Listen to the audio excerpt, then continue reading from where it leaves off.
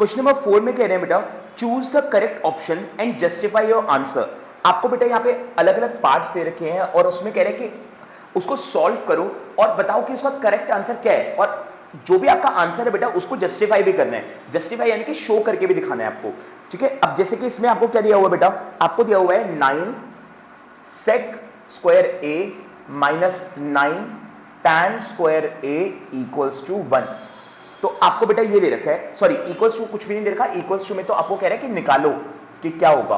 और इसके ऑप्शंस क्या क्या दे रखे हैं बेटा, ऑप्शंस आपको दे रखे हैं इसमें 1 9 8 0 1 9 8 और 0।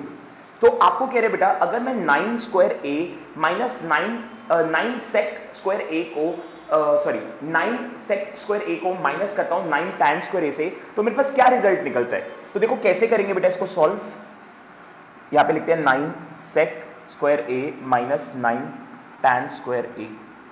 अगर आप ध्यान से देखोगे बेटा तो इसमें 9 और 9 क्या हो रहा है बेटा, 9 और 9 आ रहा है बेटा कॉमन, दोनों में 9 और 9 आ रहा है कॉमन, तो उसको तो कर दो बाहर।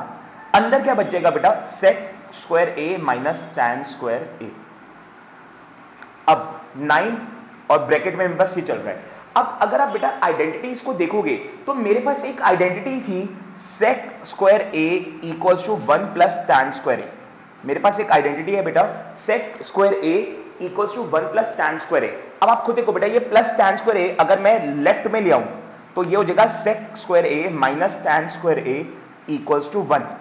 तो मेरे पास ये तो चल रहा है बेटा sec square a minus tan square a, तो क्या इसकी जगह मैं 1 से रिप्लेस कर सकता हूं उसको, यस 1 से रिप्लेस कर सकता हूं। और आप ये शो कर दोगे, ये चीज आप रीजन में शो कर दोगे कि क्यों ऐसा हुआ, 1 कैसे आया, तो ये चीज आपको अपना रीजन में शो कर देना है साइड में, यहां पे साइड में शो कर देना। तो बचा कितना बेटा, 9 को 1 से मल्टीप्लाई करेंगे तो आएगा 9। तो करेक्ट ऑप्शन क्या हो गया बेटा, बी वाला।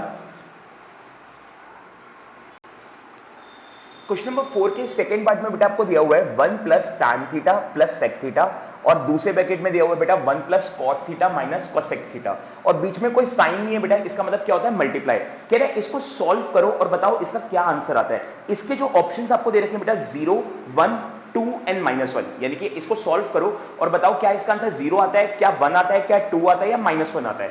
अब वो तो बेटा हमें सॉल्व करके ही पता चलेगा। तो देखो कैसे सॉल्व करते हैं बेटा इस टाइप के क्वेश्चन को। 1 को तो बेटा मैं 1 ही रहने दूंगा प्लस, अब क्योंकि अगर आप ध्यान से देखो तो बेटा यहां पे है tan और sec, ये दोनों आपस में प्लस नहीं हो सकते हैं और ना ही बेटा इसकी tan और sec की कोई आइडेंटिटी है। हाँ tan स्क्वायर और sec स्क्वायर की जरूर आइडेंटिटी है, बट tan और sec की कोई आइडेंटिटी नहीं है। और इधर ही बेटा cot और cosec का भी यही हाल है कि cot और cosec के स्क्वायर की आइडेंटिटीज है, लेकिन cot और cosec की वैसे कोई आइडेंटिटी अकेले में नहीं है, मतलब विदाउट स्क्वायर। तो उस सिनेरियो में मैं ना इसको सॉल्व कर सकता हूं ना इसको सॉल्व कर सकता हूं। तो अब मैं क्या करूंगा बेटा, इनको कुछ चेंज करूंगा और चेंज करके इन सब में कुछ कॉमन ढूंढने की कोशिश करूंगा। जैसे tan है बेटा, तो tan को अगर मैं चाहूं तो मैं लिख सकता हूं sin theta upon cos theta. यही फॉर्मूला होता है बेटा tan का। tan का फॉर्मूला क्या होता है, sin theta upon cos theta. Plus sec का फॉर्मूला क्या होता है बेटा, 1 upon cos theta, 1 upon cos theta. ये हमारे पास किसका फॉर्मूला हो गया बेटा, सेक का हो गया। सेम चीज अगर मैं दूसरे में देखूं बेटा 1 प्लस कॉट का फॉर्मूला क्या होता है बेटा, कॉट का फॉर्मूला होता है cos theta upon sin theta, और माइनस कोसेक का फॉर्मूला क्या होता है बेटा 1 upon sin theta, 1 upon sin theta.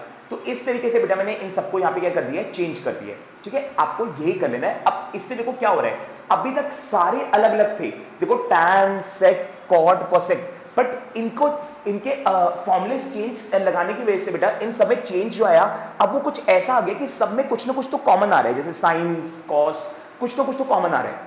अब क्या करेंगे बेटा, अब हम इसका एलसीएम करेंगे, इसके नीचे कुछ नहीं, इसका मतलब 1, तो इन तीनों का एलसीएम कितना आएगा बेटा, इन तीनों का एलसीएम आएगा cos थीटा, 3 है ना बेटा, तो इन तीनों का एलसीएम क्या आएगा बेटा, cos थीटा। अब कैसे सॉल्व करेंगे बेटा, आप समझ लो कि ये कोई नंबर है, आप समझ लो ये कोई नंबर है, जैसे कि 5 है, तो मैं कैसे बोलता हूं इसको, हम इसको कैसे करते हैं बेटा, 1 के टेबल में 5 कितने पे आता होगा बेटा, 5 पे आता होगा, उस 5 को ऊपर वाले 1 से मल्टीप्लाई कर दो, ऐसे ही बोलते हैं ना हम इसको।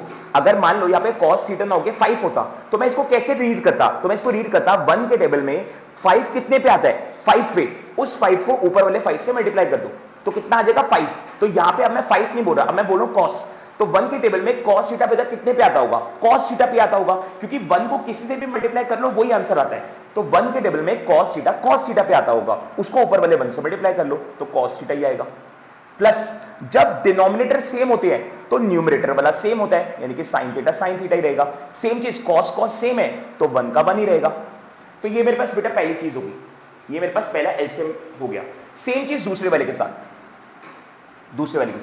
इस 1 के नीचे कुछ नहीं है बेटा, इसका मतलब 1। अब 1 sin थीटा और sin थीटा में क्या एलसीएम आएगा बेटा? sin थीटा आएगा। अब फिर से बेटा वही सेम चीज कि 1 के टेबल में sin थीटा कितने पे आता होगा? sin थीटा पे आता होगा, उसको ऊपर वाले 1 से मल्टीप्लाई कर दो तो sin थीटा ही हो जाएगा। मान लो बेटा अगर आपको नहीं समझ आ रहा तो आप यहां पे नंबर लेके कर लो, नंबर sin थीटा को 4 मान लो, तो 1 के टेबल में 4 पे आता होगा, उस 4 को ऊपर वाले 1 से मल्टीप्लाई करेंगे तो 4 आएगा, और 4 मैंने क्या माना हुआ है? sin थीटा माना हुआ है, तो sin थीटा ही आएगा इनडायरेक्टली। फिर sin सेम है बेटा तो ऊपर वाला cos हो जाएगा, और फिर sin सेम है तो ऊपर वाला -1, तो ये आ गया बेटा। अब क्या करेंगे? अब अगर आप ध्यान से देखो तो इन दोनों के बीच में मल्टीप्लिकेशन हो रहा है, तो अगर मल्टीप्लिकेशन हो रहा है बेटा तो इसको मैं ऐसे लिख सकता हूं cos theta plus sin theta plus 1 multiply. इसमें मैं क्या करता हूं बेटा? इसमें मेरे पास है sin theta plus cos theta -1। देखो इनको तो मैं आगे पीछे कर देता हूं, आपको पता है बेटा प्लस में अगर मैं आगे पीछे करता हूं तो उससे कोई फर्क नहीं पड़ेगा। उसका रीजन अभी आपको पता चल जाएगा कि क्यों मैं आगे पीछे कर रहा हूं। तो मैं क्या कर रहा हूं? cos थीटा को आगे कर देता हूं, प्लस sin थीटा पीछे कर देता हूं, और -1 वैसे का वैसे रहने देता हूं, और अपॉन में cos थीटा और sin थीटा आपस में मल्टीप्लाई होकर आ जाएंगे cos थीटा sin थीटा। ठीक है, बीच में कोई साइन लगाने की जरूरत नहीं है क्योंकि इसका मतलब मल्टीप्लाई होता है। अब क्या होगा बेटा? अब ध्यान से देखो, अगर आप ध्यान से देखो बेटा तो इसमें मैं क्या करूंगा? cos थीटा और sin थीटा को मैं एक ही मान लूंगा, मतलब मैं मान लूंगा कि ये पूरा एक ही टर्म है।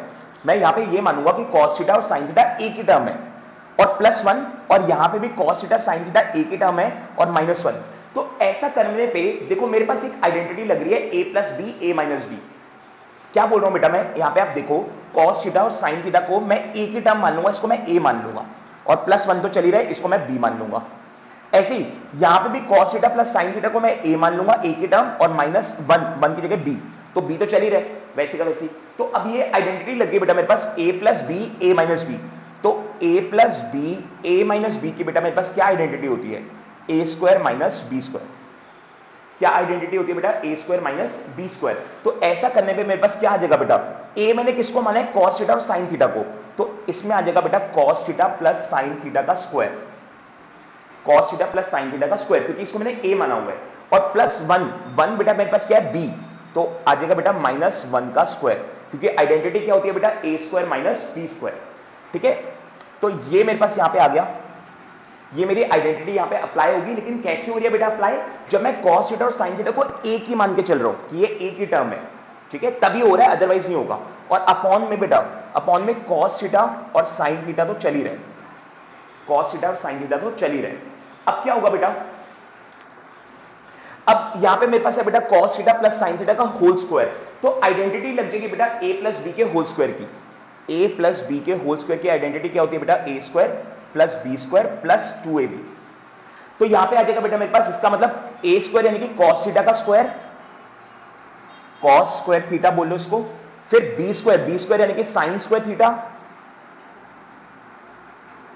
और प्लस 2ab मतलब 2 इंटू कॉस इंटू साइन, तो ये आ जाएगा बेटा 2 cos थीटा sin थीटा, और पीछे -1 तो चल ही रहे, और अपॉन में cos थीटा और sin थीटा भी चल ही रहे। ठीक है, पीछे -1, ये जो माइनस ये ना 1 का स्क्वायर, तो ये -1 चल ही रहे। ठीक है, और मैंने cos theta plus sin theta का होल स्क्वायर का आइडेंटिटी लगा दी। अब इसके बाद बेटा यहाँ पे हमारे पास एक आइडेंटिटी लगेगी, जैसे कि आपको पता है बेटा कि cos square theta plus sin square theta किसके इक्वल होता है? 1 के।